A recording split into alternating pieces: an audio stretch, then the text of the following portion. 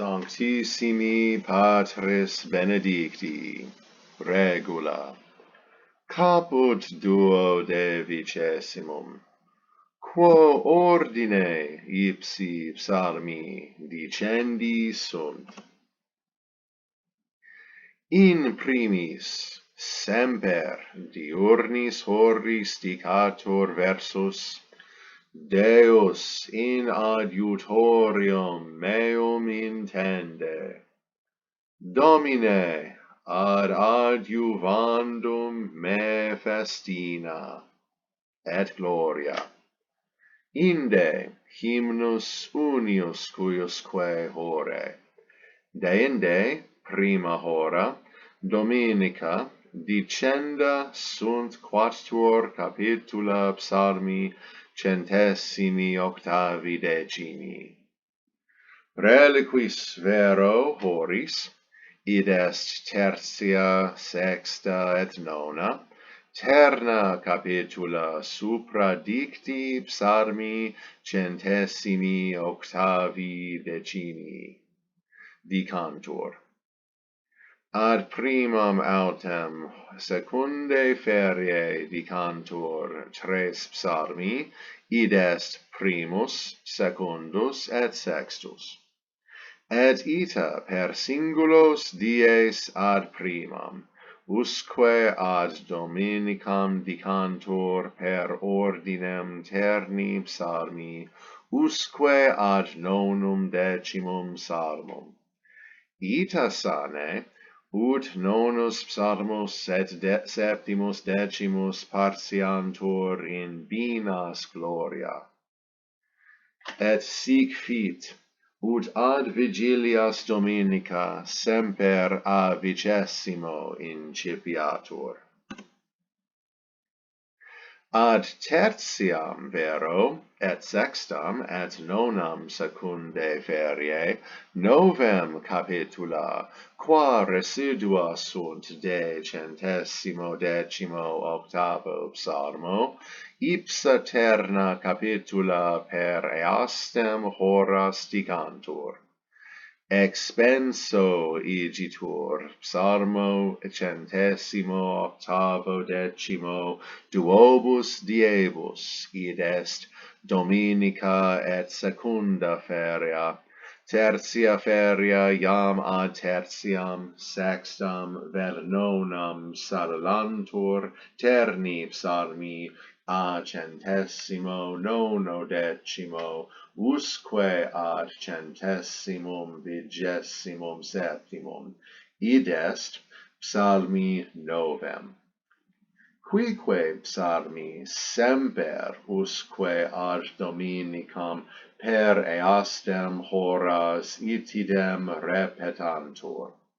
Hymnorum nihil hominus, lectionum vel versum dispositione uniformi cunctis diebus servata, et ita scilicet, ut semper Dominica a 118 incipiatur. Vespera autem quotidie quatuor psalmorum modulatione canatur. Qui psalmi incipiantur a 119 usque ad 147. Exceptis is, qui in diversis horis ex eis sequestrantur, id est a 117, usque a 127, et 133, et 142. Reliqui omnes in vespera dicendi sunt. Et quia minus veniunt tres psalmi, ideo dividendi sunt, qui in numero suprascripto fortiores inveniuntur. Id est 138, et centesimus quadragesimus tertius, et centesimus quadragesimus quartus. Centesimus vero sextus decimus, quia parvus est, cum centesimo quintodecimo conjugatur. Digesto ergo ordine psalmorum vespertinorum reliqua id est lectiones responsoria hymni versus vel cantica sicut supra taxavimus impleantur. Ad completiorum vero quotidie idem psalmi repetantur. Id est quartus nonagesimus et centesimus trigesimus tertius. Disposito ordine psalmodiae diurne, reliqui omnes psalmi qui super sunt, e qualiter dividantur in septem noxium vigilias, partiendo scelicet qui inter eos prolixiore sunt psalmi, et duodecim per unam quamque constituantur noctem.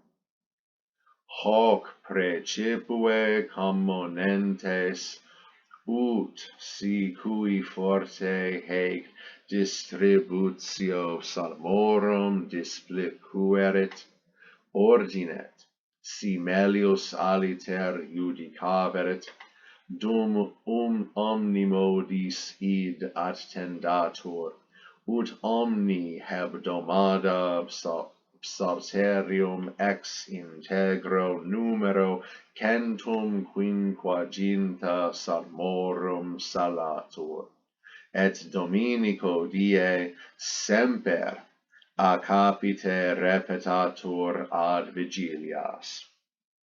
Quia nimis iners devotionis suae servitium ostendunt monachi, qui minus psalterio, cum canticis consuetudinariis, per septimane cerculum salunt. Cum legamus sanctos patres nostros uno die, hoc strenue implevisse, quod nos tepidi utinam septimana integra per salvamus.